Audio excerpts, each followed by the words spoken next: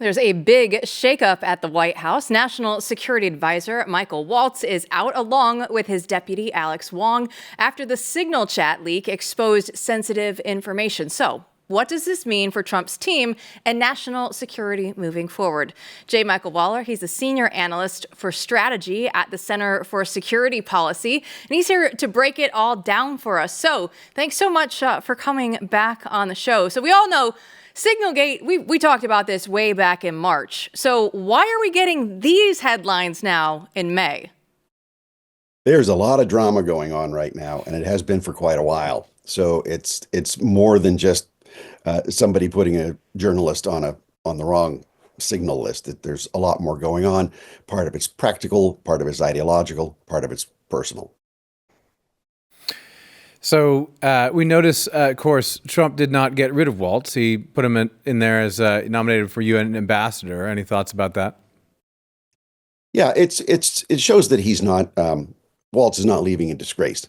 It seems that Waltz wasn't really communicating the way Trump wanted a national security advisor to communicate to the people who voted for him as president. Waltz is a politician. He's a former member of Congress, so he'd be a really great representative to the United States before the whole United Nations, if we remain in the United Nations. But I think he wanted somebody more hands-on as a national security advisor. Well, you were talking, this problem goes a little deeper. Can we dive into that a little bit? What else can you tell us about some of the issues that are going on? Well, the National Security Council staff, here we are in May, it still isn't even staffed up yet.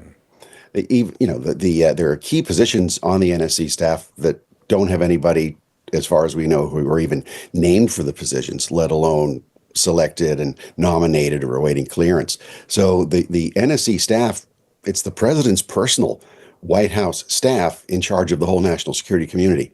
And that wasn't staffed up. Yeah, so that's a problem. I also mentioned at the top of the show, I mean, Waltz represents to a lot of people a more moderate or less America first, or at least there were serious questions about his understanding or full understanding of the president's foreign policy moving forward. Certainly that's the chattering classes are talking about that. And so there's speculation that this maybe means it's an opportunity for someone to take that role who is more full-throated and has internalized, MAGA foreign policy and national security issues moving forward. Does that ring anything with you? Yes, and there's another thing too, that the whole MAGA movement itself, it's divided. There are those who want to make America great again by going after all our enemies worldwide. There are others who are very anti-interventionist, and they're more, some would call them isolationist, but they still have a great distrust, properly, in the military leadership that we have and in the industry that's behind it and the intelligence community. But that doesn't mean you withdraw from the world. So there's a mix in there to be properly suspicious of and protect the president and the leadership against the swampy machine that still runs our whole national security policy, and to make that work for the president. That's really well said. I mean, there is a division as we stand now, and how we work that out will really determine what the foreign policy of the United States actually is, right, moving forward. A blend would be nice in some cases, but the whole time we're trying to avoid the swamp, as you say. So when you look at this role and you think about some of the names being bandied about, do you have any thoughts about who he might pick or who he should pick? I don't know who he's really going to. I don't think anybody knows who he's really going to pick. And even if he picks the person, it might not matter very much until things shake out a little bit. I think it was a really good move for him to appoint Secretary of State Rubio as the interim national security advisor. That shows a steady hand, a steady Washington insider who's not swampy, someone who already has the confidence of the vast majority of Congress. Remember, he was approved unanimously. 99 senators voted for him as Secretary of State. So he was approved unanimously by the Senate. Well, it doesn't mean he's a weasel. It means that he's trusted. Mm-hmm. Absolutely. I want to get your take because we saw DNI Tulsi Gabbard on the Megyn Kelly show earlier today, and she's talking about the mind shift that needs to take place within the intelligence community. They are the ones who are funding your paycheck, that's paying for your rent, your mortgage, your ability to feed your family. The American people are who we work for. So any other level of protectionism of like, well, we don't want this agency to be embarrassed by what we are going to expose in the truth to the American people, it's a wrong-headed mindset and speaks to the huge culture shift, the mindset shift that has to take place here. And this is the bigger thing that we are tackling here and that the president is tackling and we're tackling across the entire federal government. What's your reaction when you hear that? Because it actually sounds like people are at ODNI and they want to get some stuff done. It feels like we have a pretty good team in there right now. What's your take? Yeah, well, it's easy and often appropriate to beat up on the intelligence community because they have messed up so badly. They have been a problem. They have become politicized. But that doesn't mean everybody is. And there are a lot of quiet professionals across the system who are just doing their jobs, and they're trying to do their jobs, and they answer properly to whoever is president. Those are the real public servants. That's not the deep state. The deep state are the other ones who view themselves as a state within a state and view themselves as the rightful permanent bureaucracy that runs the country, no matter who's president.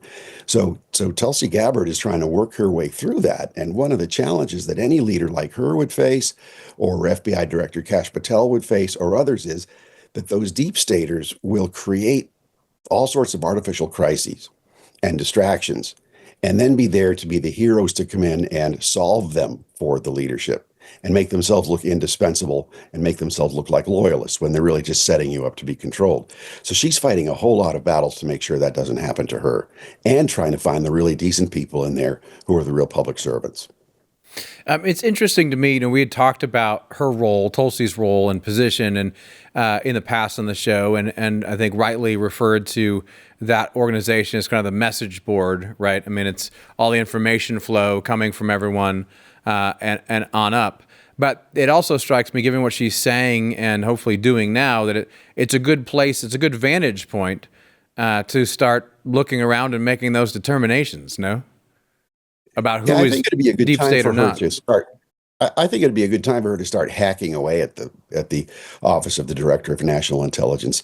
Even under George W. Bush, it was not designed to be this monstrous, gigantic bureaucracy that occupies an entire office complex outside right on the Washington Beltway. It's supposed to be smaller, and I'd like to see her attack that. And if she can attack that, cut it down, because so much of it's unnecessary, then she'll be a lot better off. I don't see her doing that just yet.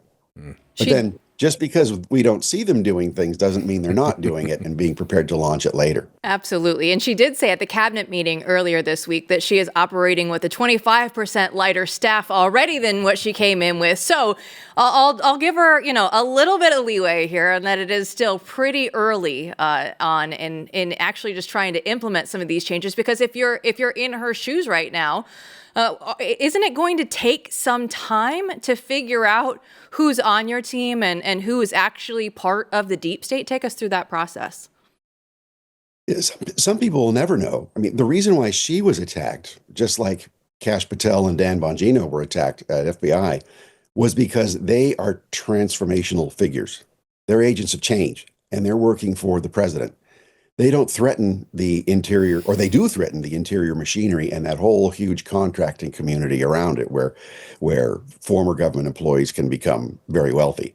They do threaten that. That's why you saw the attacks. So where you do not see such figures under attack, they're probably not harming a lot of the special interests. So to see the attacks on Tulsi Gabbard, to me, is a good thing, because it means she's doing what the president was elected to get done. So let's go back to the Waltz, the restructuring and leaving the NSA position.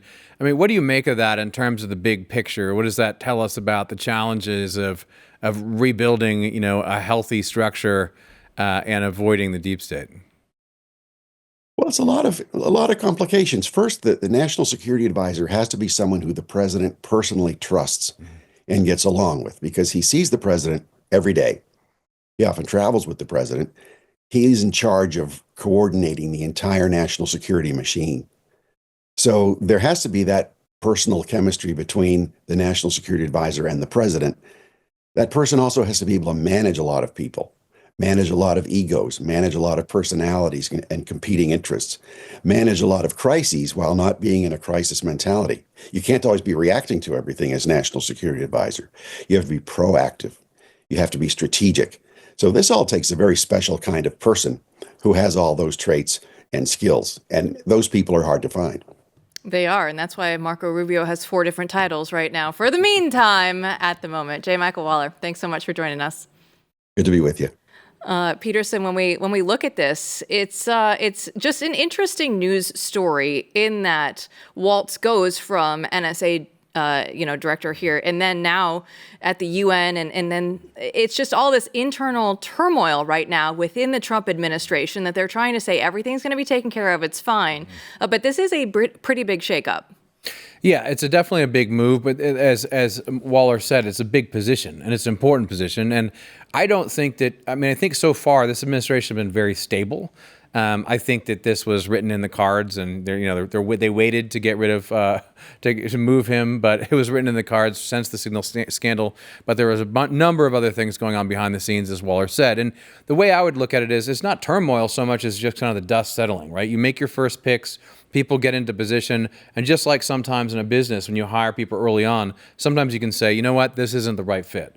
And in this case, you sort of know it when you see it, because this person has to deal with the president every day and has to deal with a number of other parties. And so I think there was a lot of agreement that this wasn't the right fit for him. And so I wouldn't say turmoil. The turmoil is just the same turmoil you see in every administration, right? But this is more of a, okay, this guy goes over here. We're going to find someone else for this role. In the meantime, everyone's going to be calm. Marco's going to take over, and we'll figure it out. We could say, though, huge credit to Susie Wiles right now, because if you look back at the first Trump administration compared to where we are right now, they were dealing with so many leaks and so much chaos there in that first administration, that this time around, they are much more stable. Things are much more under control. And the fact is, if he wasn't the right guy for the job, better to do it earlier rather than wait around later. Exactly. Because once you know that that's true, you want to move on. These are very important positions. There's a lot at stake, and you need people who can work well together and do the job. So, I have full confidence they're going to find someone that's a step up, and we'll see who that is. But this isn't like a sort of emergency cause for concern. It's a good thing, and I think on balance it's a good thing, because I think ideologically and in terms of temperament suited for the job, he just wasn't the guy.